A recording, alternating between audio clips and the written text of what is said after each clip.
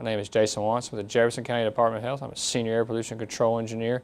Today we'll be continuing on in Part 2, which will cover specific topics in commenting.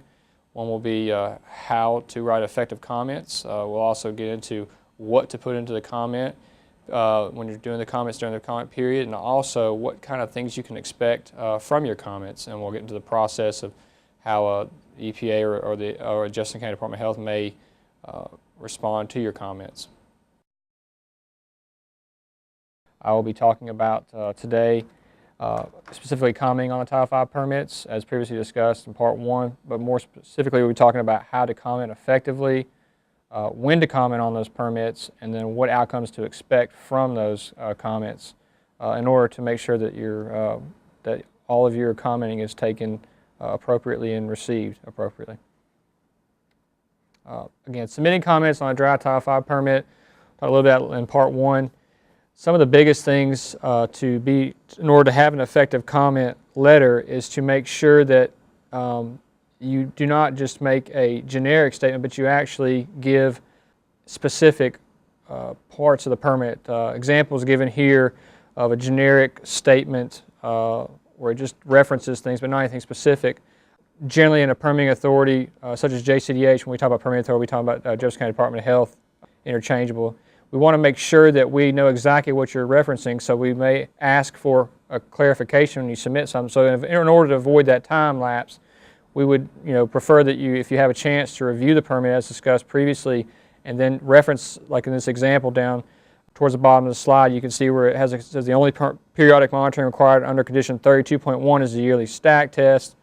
There is a specific condition referenced and what it is, and then it clearly goes on talking about that it's insufficient and it references that condition. So you do that, it automatically takes us to exactly where we think we need to go so that we can review it. So in case we did miss something, we can go ahead and correct that if it needs to be corrected. So it's just a way to make sure that your comments are received, we know what you're talking about in an efficient manner to get back to you instead of having to send back a response to clarify, because quite often that could happen with comments that we receive sometimes.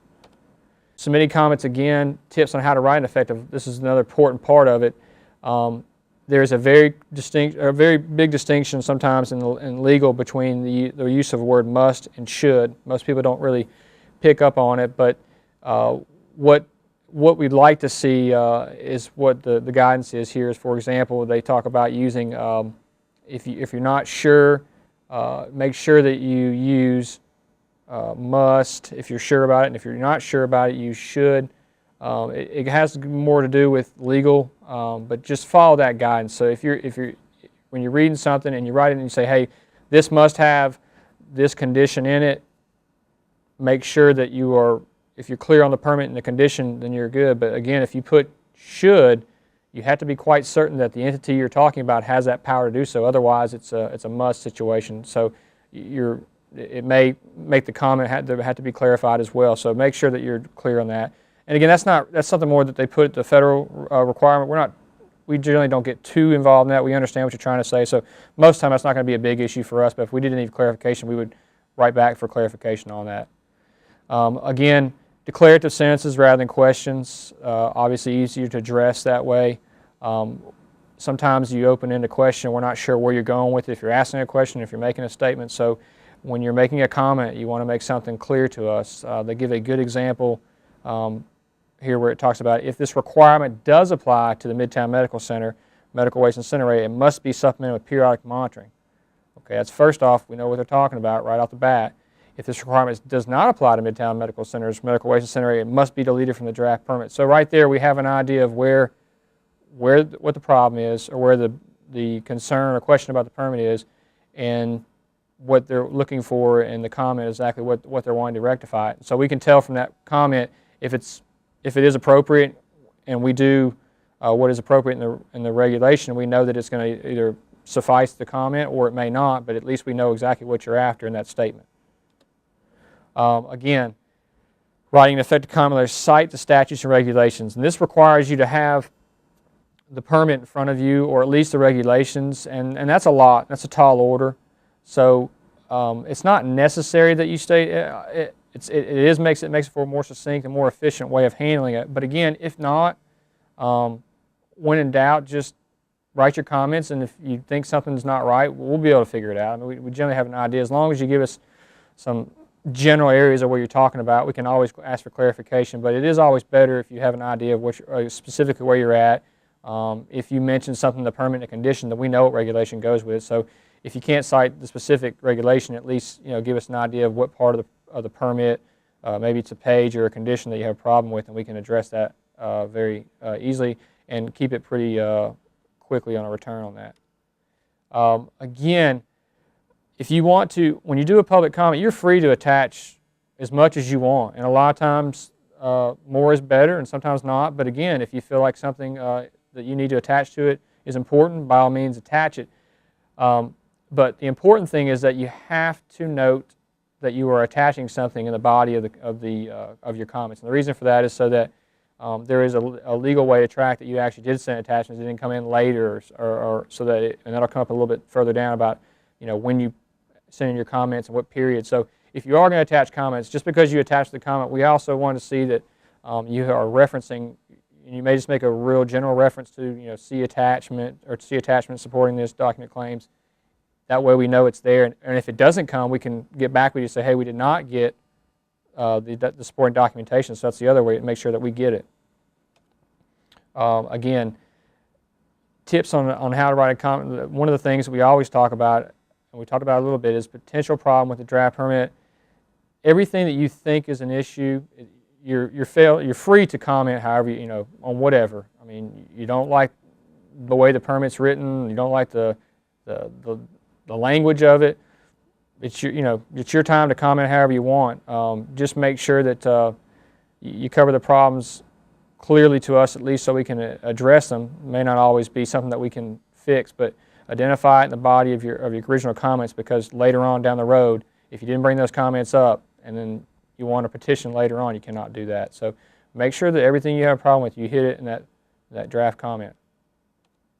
Again, when is it reasonable to argue that a facility should be denied a Title V permit and shut down? This question comes up quite frequently, and what you have to understand is that first of all, the comment period is not necessarily just to have a facility not get a permit. It's to make sure that a facility is getting a permit that is going to protect the public health while allowing the facility to operate.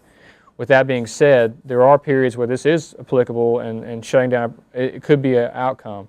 If a facility is not willing to comply with the regulations or requirements, then it's a good argument to ask that they deny a permit and shut down. So that's one of the instances where that happens. Usually not an issue for us, Jefferson County Department of Health. We don't issue permits to facilities that have ongoing non-compliance issues. We won't even issue a permit if a facility hasn't brought things into compliance.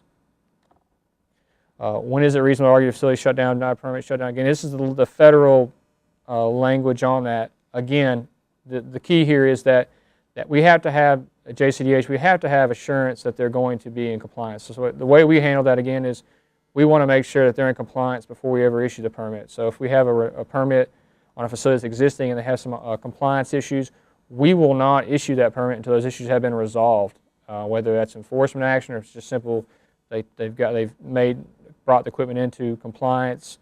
So that's not something that has been a problem for JCDH in the years that we've been doing permits, but if it does happen, that does provide for a way to, honestly, to make a shutdown if they're not making a reasonable, and that's the other key too. If they're not even trying and they're just ignoring the permit, then we would revoke the permit in other manners too. So, but that is there, and that right to shut down and request shutdown is there.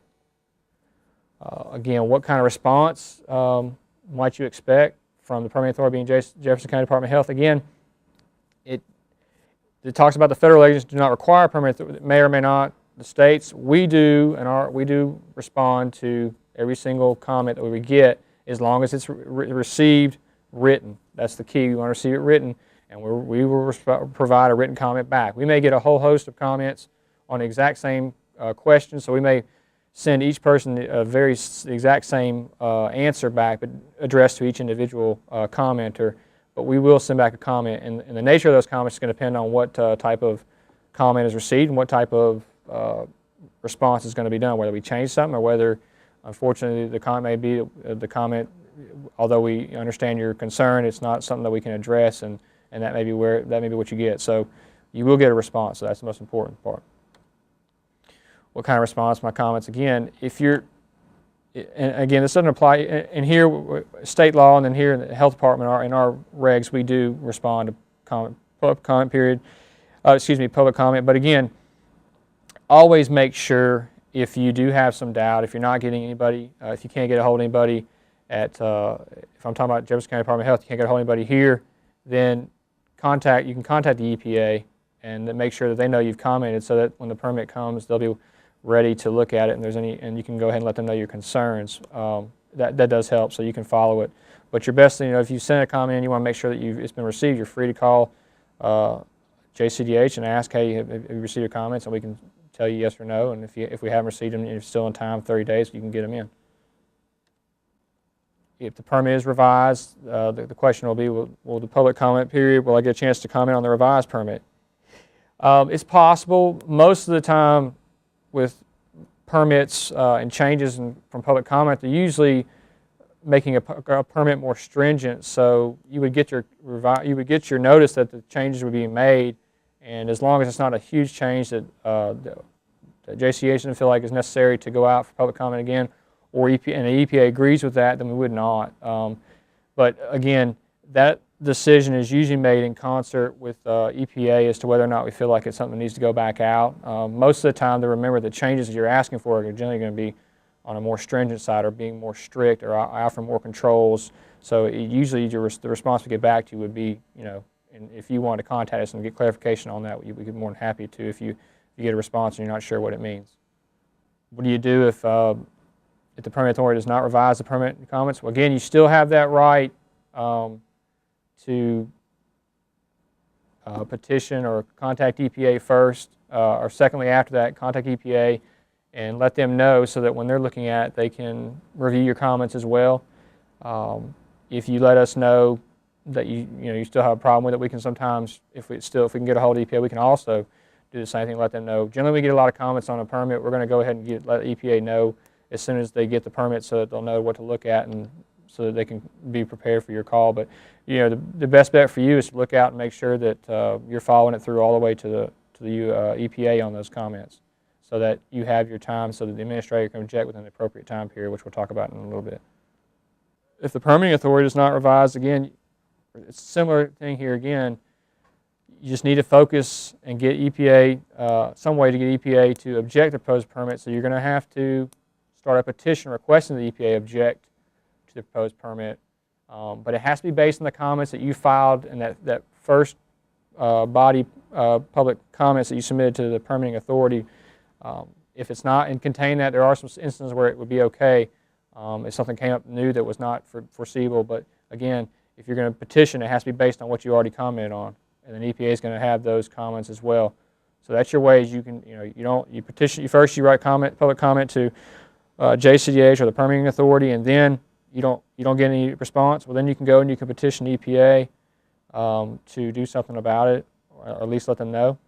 And then here's the key time frame.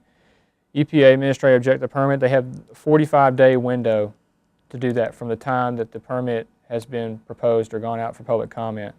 Time period for the public is 30 days. They have 45 days. We generally run those concurrent, so it would be a total of 45 days, a 15-day extra for the EPA. There are some exceptions where we may run different times. If we expect to have a lot of comments on a permit, we may run that differently. And again, the EPA a lot of times will advise us if they think we need to do it a little differently. That's up to EPA on that, if we need to go back out on a comment for something. So that's your time frame, but that again, that's EPA's. If they do receive petitions 60 days after the 45-day period, they can still go back and pull a permit if it has been, if they feel like there's a reason to pull the permit back, revoke it. The administrator will require to, yes, and similar to how we would act with not wanting to write a permit if there was compliance issues, they're not going to want to, the EPA will not accept a permit if they see that it is not doing anything to keep either bring the facility into compliance or keep the facility in compliance, or the requirements are just not, they don't fall into the the regulations. That would be a very easy determination for the administrator to make, and quite often that would get bounced back to the permitting authority to correct that. Again, what are some of the conditions that would cause this? There's plenty of examples, but probably just the easiest thing is that if there's an applicable federal Clean Air Act requirement and for some reason it was either misapplied in the permit or it was left out, EPA is going to automatically object to that, and they're going to tell the permitting authority or us JCDH to, hey, include this back. Now, the one little caveat here is that it's only on, they only have that, EPA can only do that on the applicable requirements such as SIP requirements, state implementation plans that you had to bring in for non-attainment areas, and federal requirements. It does not apply to state only. And you may be asking, well, what's the difference? Well, there are some state regulations that the states have that are more stringent or just aren't included in the federal. One that I can think of right off the top would be odor. Odor is, EPA doesn't have an odor ordinance.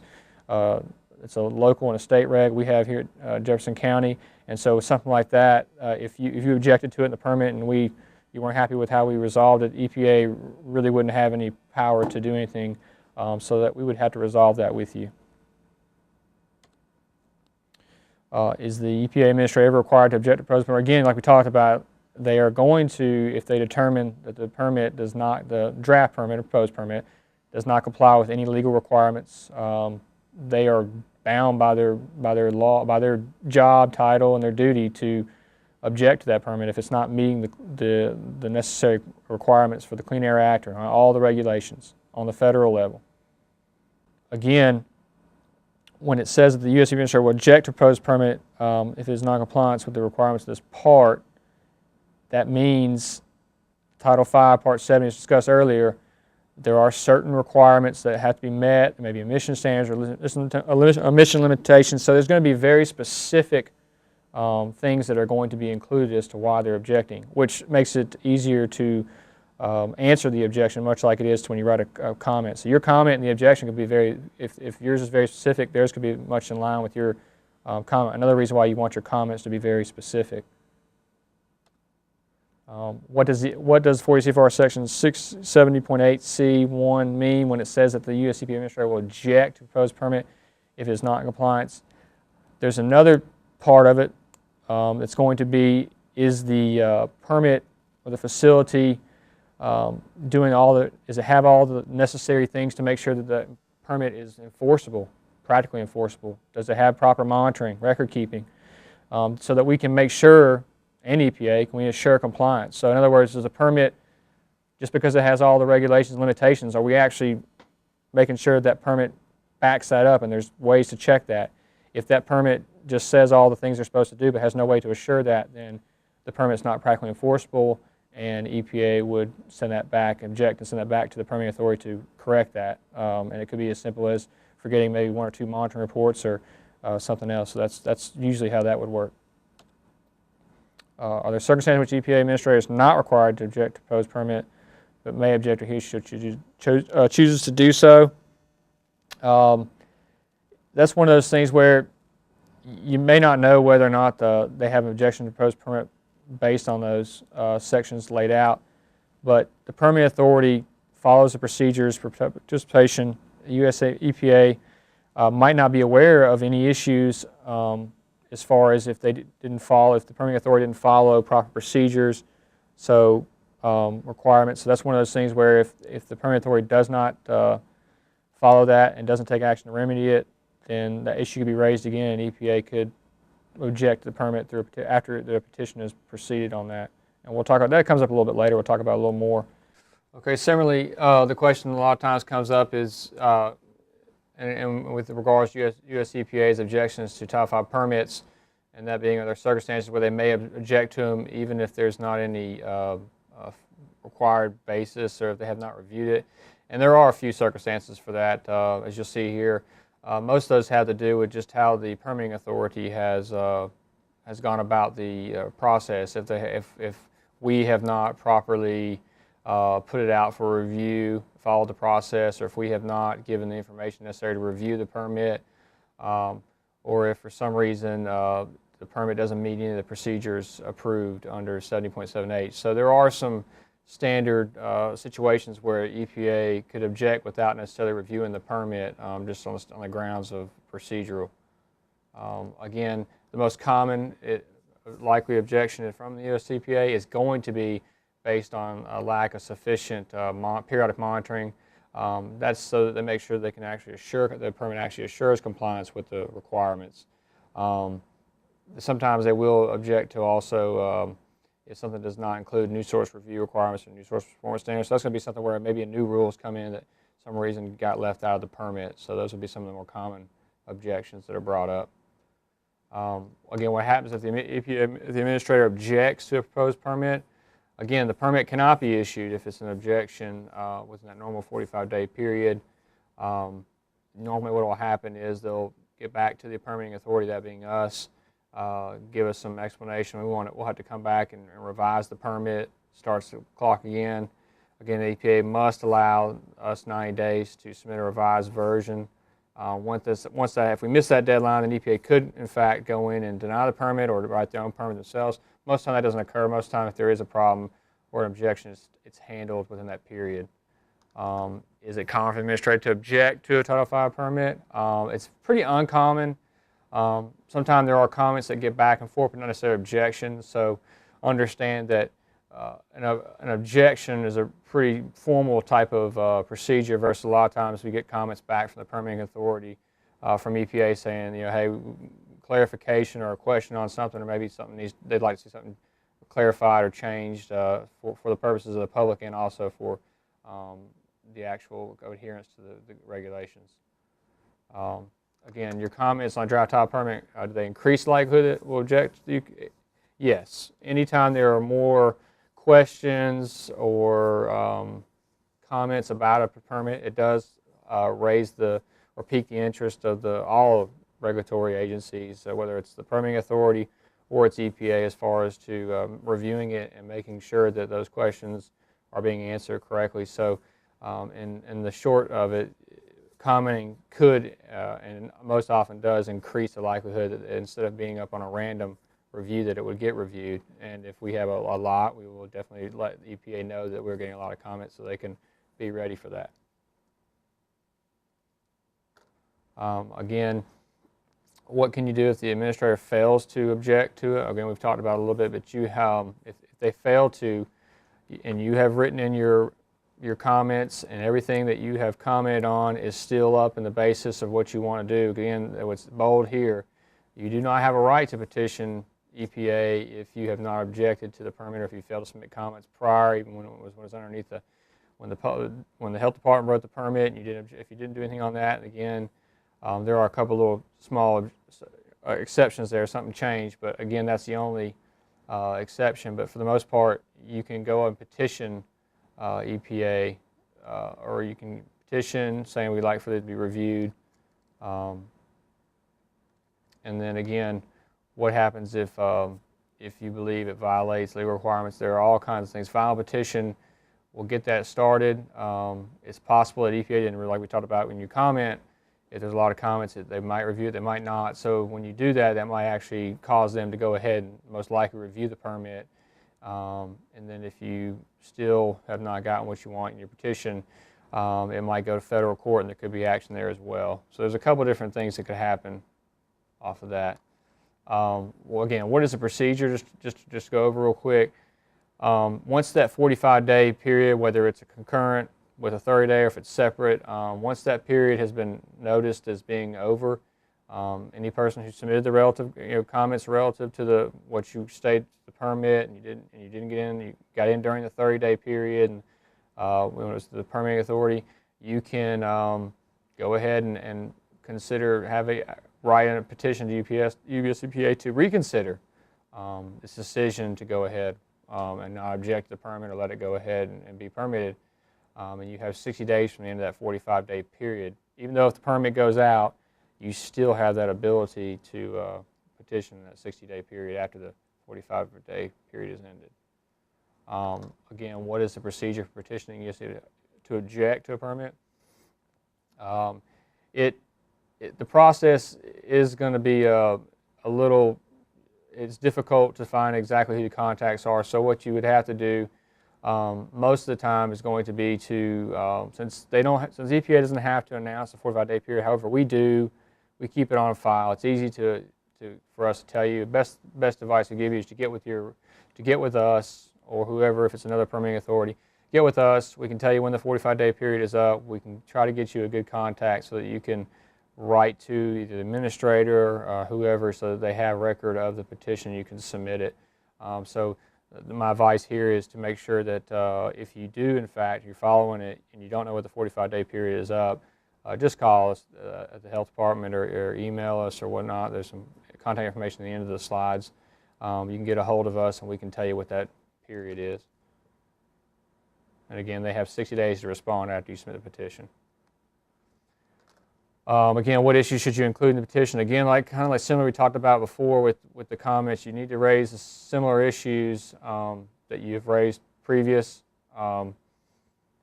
If there was some example of something that didn't, again, here's an example they talk about where it's an NSPS type deal. So just make sure that you keep, as we talked about previously, keeping your comments similar to what you did previously, because if it falls out of that scope, then they don't have to consider it. What issues should you include in your petition to the EPA?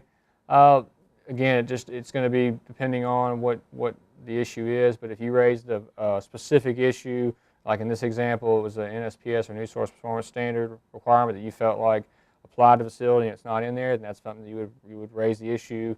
As long as you had commented previous about it and it had been ignored, that's what you go. But if it was something that came up after the fact that you just found out and it was a reason, you could include that as well for consideration.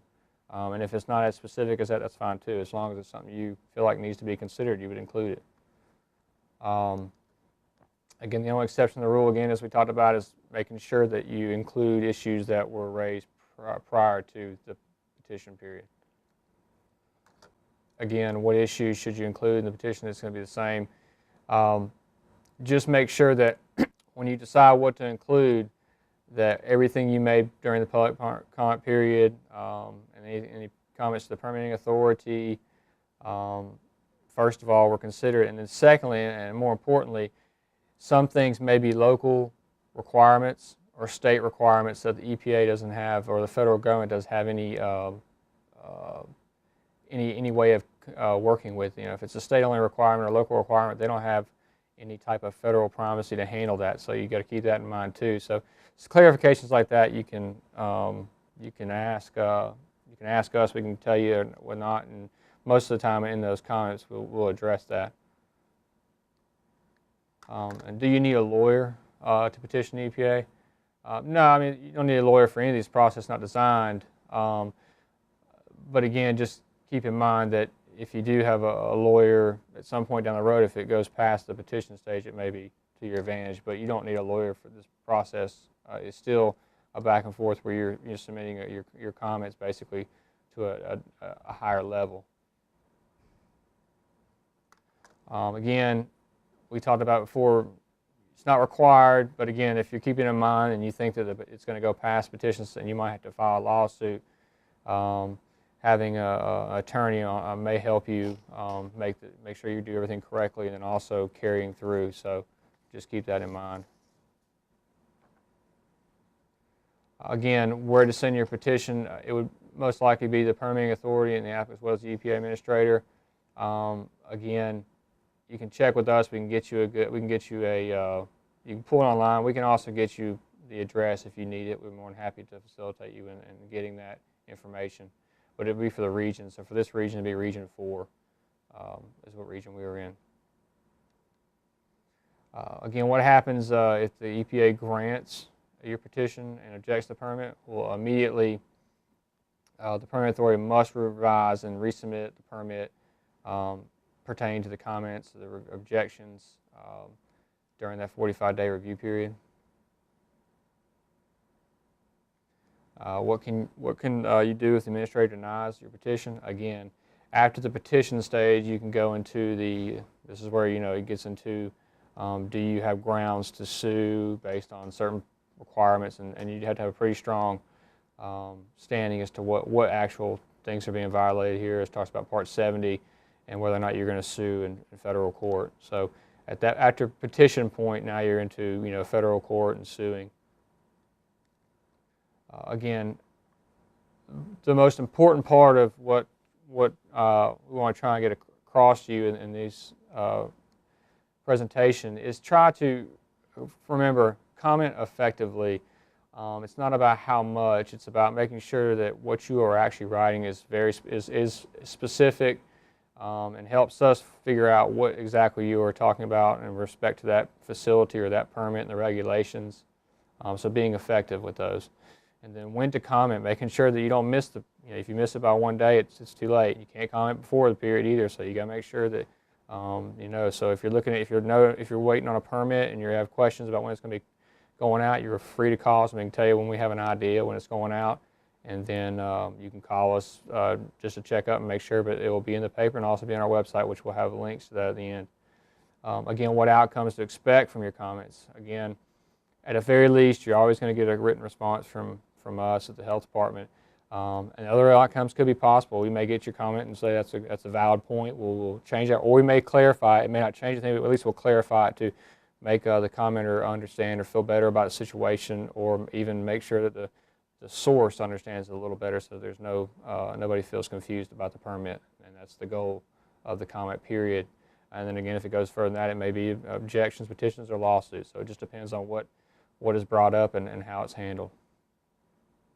And again, here's the links to varying ones. The first one will be to where you can get the actual, click on and get the public notices for permits that are out, and then some regulations, federal stuff, and then of course modeling.